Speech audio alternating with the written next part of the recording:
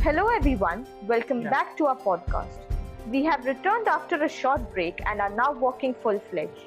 Along with me, I have Mr. Mayuresh Hendre, who is not only a naturalist working around the Brahmaputra, but also an amazing photographer, YouTuber, and explorer. Apart from that, it gives me pleasure to mention that Mr. Hendre does not belong to the scientific field. And that's the reason he becomes a really good example for young nature enthusiasts belonging to different aspects of education. We are happy to have you here and are looking forward to an amazing motivational discussion. Thank you very much for an amazing introduction.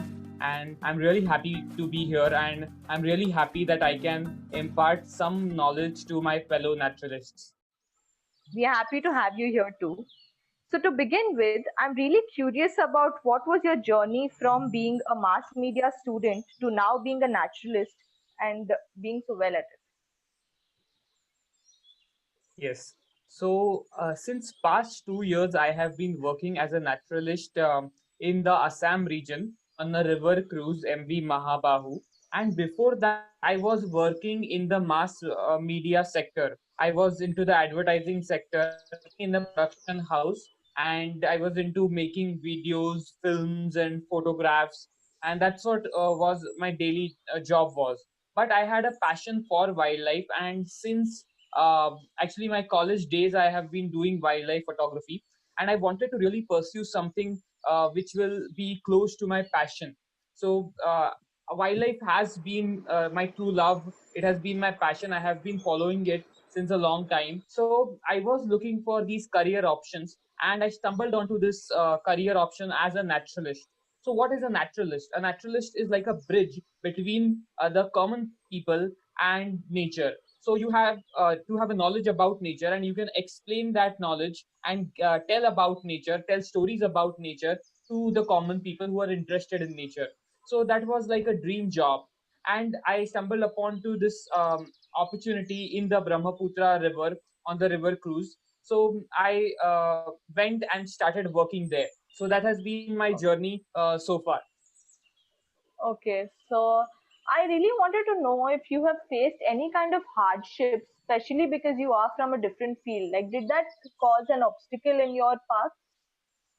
Not really. Actually, in my 11th and 12th grade, I was a science student. And after my 10th grade, I had actually got good marks, but I did not want to take up science because I was not interested in that much. I wanted to go to arts. But as you all know, that parents want you to pursue something which will stable career, and they want you to become, like in India at least, you have to become a doctor or an engineer. Maybe not so much nowadays, but that was what they wanted me to do. They told me that you can choose something later on. So I chose science. I completed my graduation, that is my 12th grade actually, sorry, in science. And then later, I did not want to pursue science. I wanted to pursue a creative field, and that's why I chose mass media. So I did my mass media from St. Xavier's, Mumbai. And that's when I got to like I am interested in photography. I had taken up photography since my 10th grade because we had a digital camera. I was interested in nature. I was going around the city looking for butterflies, and I was taking pictures of these butterflies. And later, as I went to college, my interest in nature developed, and I learned photography. I started exploring that field, and my passion towards photography developed, and passion towards nature developed. I combined that together, and I became a nature and wildlife photographer. So that time I was thinking, yeah, something like this should be a career. But yes, it was quite difficult because in India at least there are very few career options for wildlife photography per se. You do not make any money out of that as such. Only if you are taking some trips or you're working somewhere doing wildlife photography, you might get some money out of that. So I was constantly on a lookout for a career which will help me be close to nature as well, and which will give me good money. So later I found out that there is this career as a naturalist. So it was difficult to move from advertising to the position of naturalist because I was completely stable, staying in the city, close to my family, and I could go to the job, do my daily job. I was earning well, but the leap of faith that I took was because I was so much in love with nature. So it's a choice in the end for the individual who wants to pursue this career, because that job requires you to stay far from your family, maybe for a few months, in a remote location. And if you are up for that, yes, this is a job. And yes, difficulties were there because I had to adjust myself from the city life, go to a life which was in a remote location, not with all the facilities that you might get in the city. Nowadays everything is like available in those locations as well, but still there were some things which was not possible, and I was not being able to meet my family as well. But the love for nature is what drove me to pursue that job. And I'm really happy that I was Yeah. working in such an amazing place like the Brahmaputra Valley, and I witnessed such a wildlife around there, and the nature, and also the people there.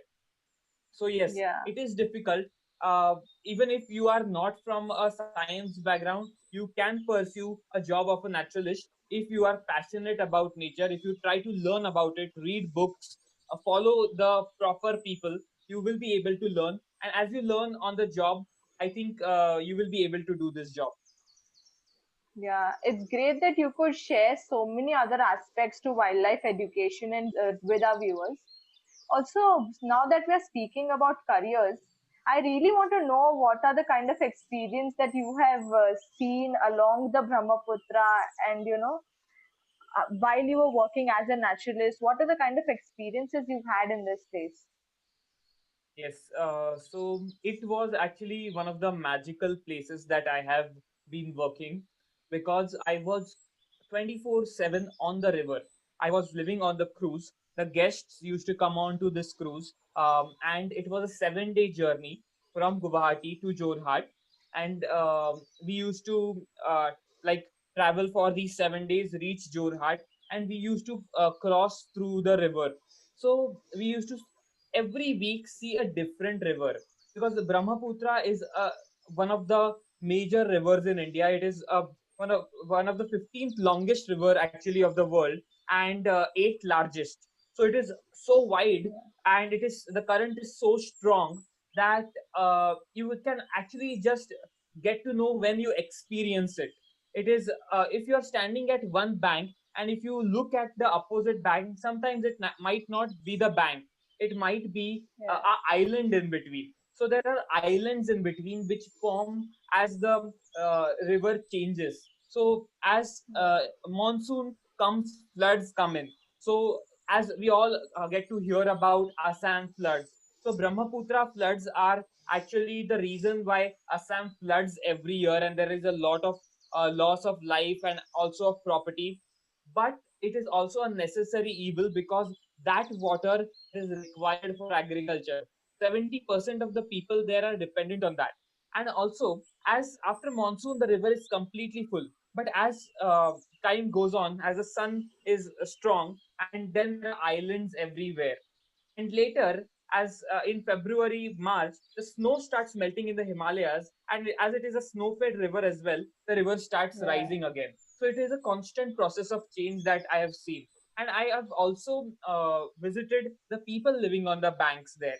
So cruise goes to these villages of the Bangla speaking people and the tribal people, that is the Mishing people, which is a tribe in Assam. They live on the banks, and we visit them, we interact with them, we also visit their houses, we understand their culture, we take our guests with us, we also help them out, we give something to their schools, we donate supplies to the schools which the guests have got, or we buy something from them, like the vegetables that they grow.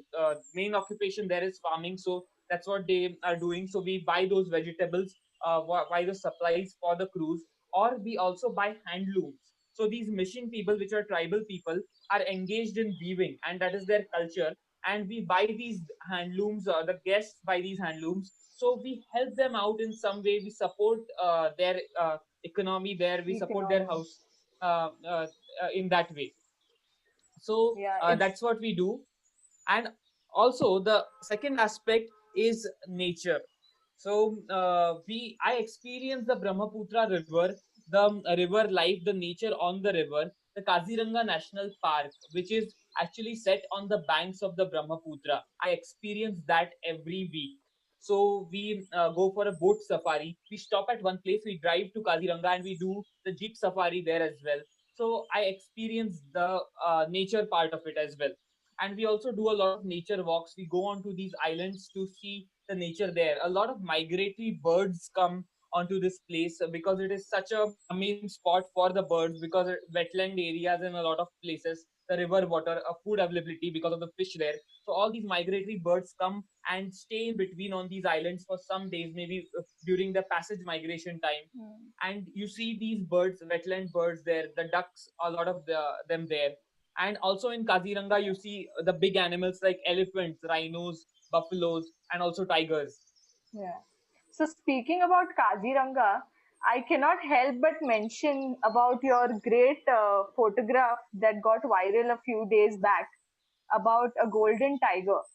So I would really want to know your views about it and what crossed your mind when you saw this tiger. So, first of all, I think I have been very lucky to observe such a rare animal in the wild, because golden tigers are nothing but Royal Bengal tigers, but they are born with a different color, and that is I'll explain the reasons as we move ahead. But that in that coloration, they don't have the black stripes; they are very faint, and they're golden and white prominent colors, and that's why they are known as golden tigers. These tigers are seen in zoos and places where breeding centers are.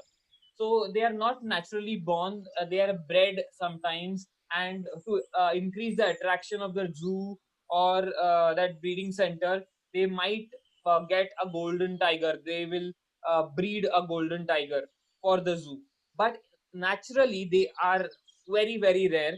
It is said that this sighting is one of the I think one of the sightings of the century for wildlife lovers and for wildlife researchers. I don't know how much true is that, but the real reason behind this tiger is it's not a very great thing, because it is actually caused due to inbreeding.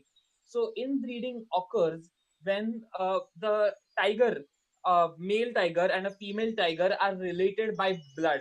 Maybe a mother and a son, a daughter and a father. If they mate, something like this can be born. So it is a recessive gene which is seen in this tiger. It is actually a tigress, and that recessive gene is caused due to inbreeding. Then what happens is, because there is less connectivity between tiger reserves, because of lack of tiger corridors, something like this can happen. So the tigers have not been able to move from one area to other to breed and increase their Yes. population, and that's why inbreeding has occurred. So that's why the golden tiger is looking like that. So when I first saw this tiger, I was completely amazed at what I was seeing. I did not know what it was. I thought it is an albino tiger.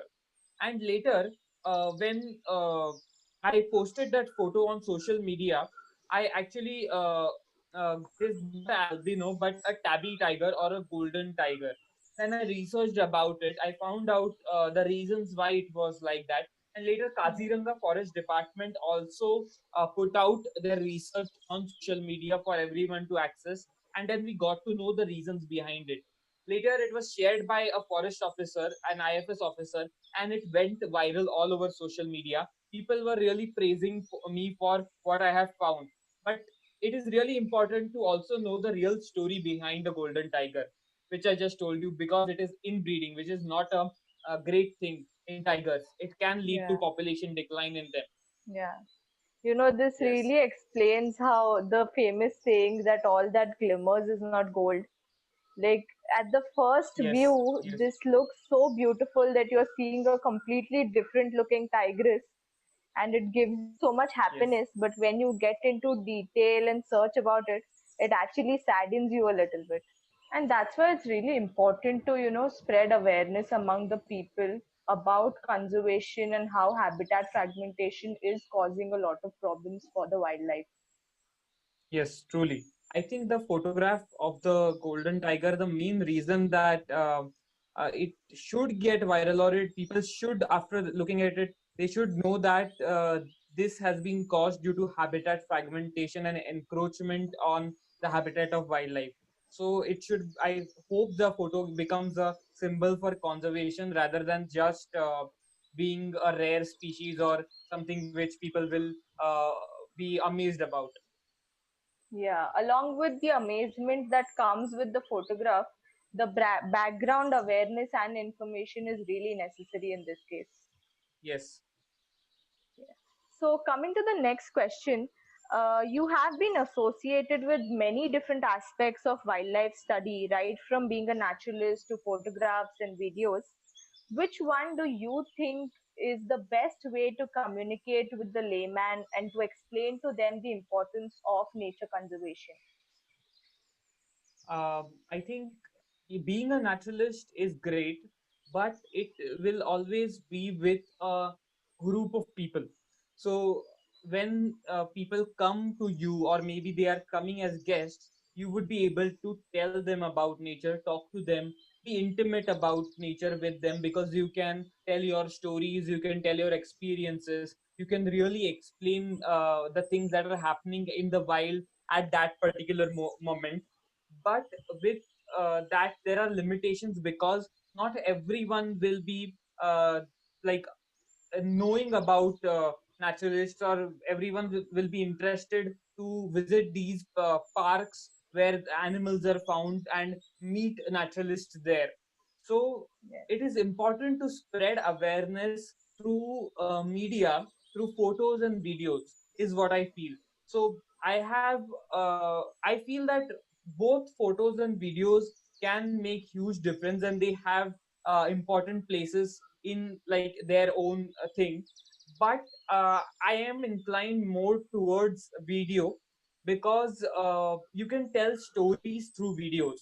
You can create stories, you can weave stories around animal or a bird or any habitat in particular area, and you can tell the stories of that, though, that place, that animal, and the interaction of that wildlife with the humans living there. You can tell these stories by creating good videos or films, is what I feel. Also, you can make a difference using a photograph as well, because I did a story on the greater adjutant storks of Assam, of Guwahati. They are the one of the endangered birds in the world. They are globally threatened. We have only 1,200 birds left in the wild, and they are seen on a dump yard in Guwahati, which is a really sad state, because they are wetland birds, but they are scavengers, and there is no food left for them to scavenge on, because now we yes, have completely changed our lifestyle, and we don't let them breed as well, because they are thought to be ugly. They are known as bone swallowers, or hargilla in local language. So that's why yes, it is really important to show what is happening. So I did a story on these storks, where they are on that dump yard. They are standing on a heap of dung, sorry, a heap of waste, and then you have the digger or the JCB there, which is taking away all that as well. So they are on an island kind of, and that island is also being taken away from them. So I did a story on the stocks, and those photos were also appreciated by everyone, and people got to know about these birds, and they were also like appreciated, and spread everywhere. But I also believe in the power of films, because a film can make a big difference. It can go to policy makers, they can see these films, and they can become aware of the wildlife that is found in that particular region, and the need to protect them or save them, or what are the uh, like uh, problems faced by the wildlife because of the human interactions, or how human interaction is actually helping the wildlife to exist or to cope. So all these can be highlighted by films or small videos that can be made. So that's why I started this YouTube channel, and I have been making videos to make people aware. and make people understand that wildlife is not just in jungles, but it is around us, so that they love this Yes. wildlife. So it is very important first to see what is around, and after you see that, you start loving that. Only when you love it, then you will have the thought to care about it and to protect it. So that's why it is really important to see what is around and make people love wildlife, get people to come and see wildlife, and then only we can start protecting at an individual level, where everyone knows that, okay, everyone now knows about tigers because they are so majestic, they are our national animal. But along with the tiger, I feel every small organism is important, and every organism or every animal has a story to tell. So I just want to tell these stories through these videos that I make. Yeah, very well said. I completely agree with everything that you have said about conservation and how nature awareness is really important. And with the growing times, I really see the young generations being interested in conservation and Yes. protecting wildlife and nature. And we have many such viewers in listening to our podcast as well. And I would really want you to give the kind of advice that helps you being what you are today to our young viewers. Yes.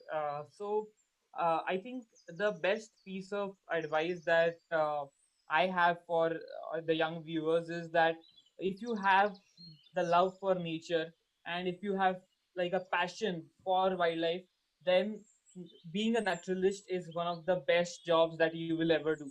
You get to actually live in these amazing places like maybe Assam, for Kaziranga for me, or maybe Corbett National Park, or if you love tigers in central India or in Rajasthan somewhere, or maybe in the south. So you can be in any place if you really know what you are talking about. So you can be there, you can just enjoy nature, you can understand nature, you can like view nature from a close point of view, not by staying in the city, which is sometimes gets difficult, maybe because there is not much nature around, but obviously there is when you start looking. Also, you have to have very good communication skills. So that is one Yeah. thing that is really important in this job, because if you have good communication skills, then you can talk about nature, you can tell these stories to common people who do not know much maybe about nature, who are coming just to enjoy, just to see these animals. Maybe they'll just come to see a tiger because they want to see it. Yes. But when you tell the story of the tiger, why is it walking on the road and marking its territory, why does it do it, what how many tigers are there, or so many stories associated with that, Yes. or maybe even a small frog for that matter. So if you explain them that, then they will start loving nature. So communication skills are a must for any naturalist, and that's the advice I would like to give, that develop good communication skills, and obviously have a good, or very importantly, have a passion for wildlife and nature, and then you can become a very good naturalist. Yes. Rightly said. I'm really happy to have this discussion with you and speak to you and gain so much knowledge and motivation from your journey. It's been Thank really you. a pleasurable experience to speak to you today. Before we end the podcast, check out Mayuresh's search channel called Way to the Wild. We will link it down in the description. Please like, share, and subscribe if you like our content, and do support us on Patreon. Have a nice day.